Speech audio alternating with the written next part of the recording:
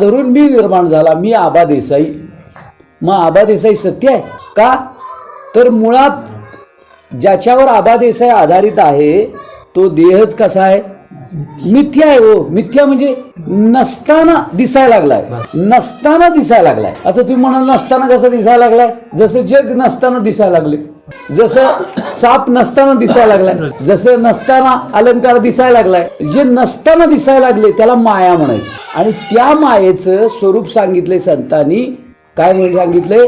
जो सताहून विलक्षण अनिर्वचनीय मिथ्या, असा हा ध्येय आहे. सताहून विलक्षण अनिर्वचनीय मिथ्या, याला सत म्हणावं काय? मग याला सत म्हणायचं नाही. पण आत्ता काय?